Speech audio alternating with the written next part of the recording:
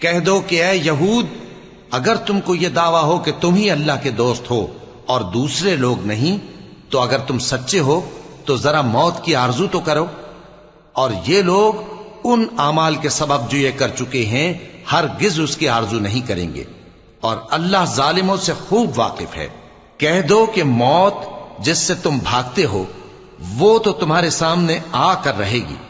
پھر تم پوشیدہ اور ظاہر کے جاننے والے مالک کی طرف لوٹائے جاؤ گے، پھر جو کچھ تم کرتے رہے ہو وہ سب تمہیں بتائے گا۔ مومنو، جب جمعے کے دن نماز کے لیے اذان دی جائے تو اللہ کے ذکر کی طرف لپکو اور خرید و فروخت ترک کر دو، اگر سمجھو تو یہ تمہارے حق میں بہتر ہے۔ پھر جب نماز ہو چکے تو زمین میں پھیل جاؤ اور اللہ کا فضل تلاش کرو، اور اللہ کو بہت بہت یاد کرتے رہو تاکہ کامیاب ہو جاؤ۔ اور جب ان لوگوں نے سودا بکتا یا